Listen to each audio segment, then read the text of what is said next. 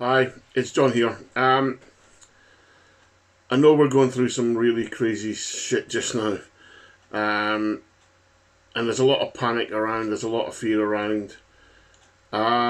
So I just want to do a little bit to see if I can help people calm down. So over the last few years, I've really got into something called the three principles, and it's changed my life. I'm a lot calmer. I see things differently now. I don't react as much as I used to. So over the next few weeks, I'm going to pop some videos up every now and again, and I just want to share what I've discovered and what I've seen. So the first thing I'm going to share with you is that the human race and our experience of being a human being is very much thought-led. So everything that we feel has been created by a thought. So if you can imagine, there'll be loads of people out there today for the last few weeks that their mind has been racing at 500 miles an hour, playing out every possible bad scenario that there could be.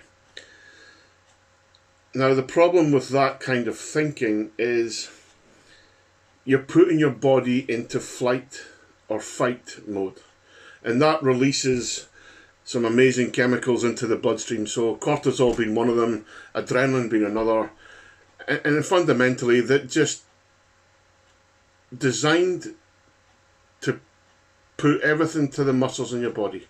So it borrows from other areas. So like your brain, your thinking, it borrows from everything, like your immune system, so that you can run, basically. So what the three principles has taught me is when we can notice that our thinking is doing this to us, and we can see it for what it is, basically just bullshit, then we don't have to live out that drama. We don't have to experience it. We don't have to give it life. All we have to do is just stay calm, step back, and another thought will pop in, and hopefully it will be a nicer thought. So I'm going to share an analogy, a metaphor if you like, on what I see that's going on, and hopefully this will help people. So we live on a beautiful planet that is, about 70% water. So the cool thing about the oceans all around the world is they're connected. And we don't know very much about the oceans yet. We're still just scratching the surface. But as a human race, we accept that the oceans are there. And how do we know that the oceans are there? Well, we know because they touch the land that we live on. So I'm pretty sure that most people listening to this, all two of you, you've been to a beach, so you've seen the ocean. So the beach is like, it gives us an awareness of the oceans, that they exist. And when you're sitting on a beach, the one beautiful thing about it is you have these waves that just roll in and roll back out again. And it can be quite hypnotic at times. You know, you can get carried away with, especially if it's like a pebble beach, you know, the noises as well is beautiful. Now, if you imagine that whole world as a single person, and the waves that are gently lapping up onto a beach are the thoughts that come floating in. Now, I can't wander down the beach and into the water and command the waves to stop. Not possible. Just like I can't tell my mind, stop the thoughts. The thoughts will always come. They're neutral until we give them life. So imagine this scenario then. This is what's going on just now. So I'm lucky enough to live in a beautiful country called Scotland, and we have some of the most stunning, beautiful beaches in the world. It's just a bloody shame that the water's so bloody cold, you know. But when you're growing up in Scotland, even when it's a really hot day, you know, like maybe 12, 13 degrees, and you wander into the water, you only go in as deep as you're comfortable until you get used to the freezing cold water. So if you can imagine then that you're up about waist deep in the water, and the waves are just gentle, they're just lapping every 30 seconds. But imagine then that you start thinking about the water and start thinking about where you are. And every time you do that, you increase the speed of the wind by 20 miles per hour.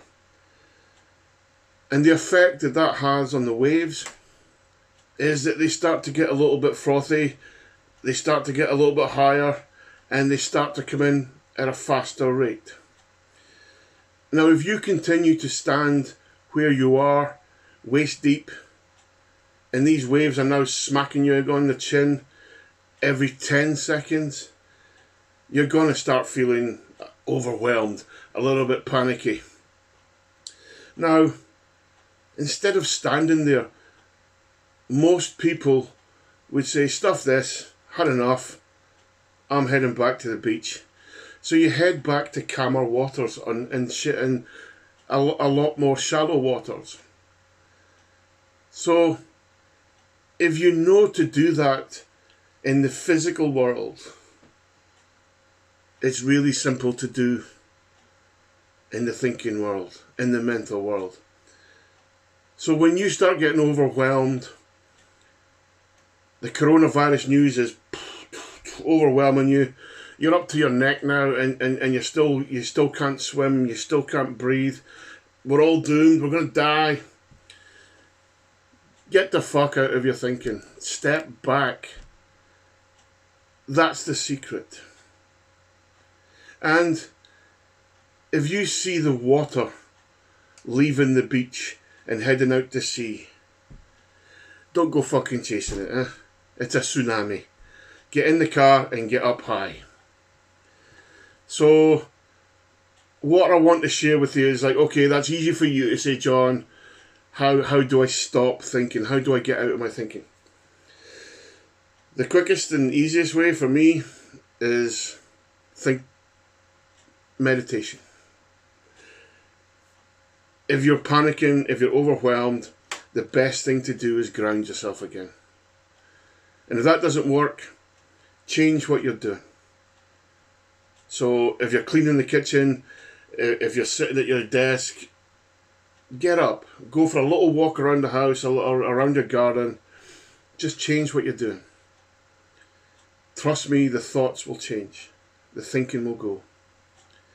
So my next video, tomorrow maybe, I'll share some tips on how to stop thinking. I'll share some meditation techniques, these kind of things. I hope this has been useful. Stay safe, people.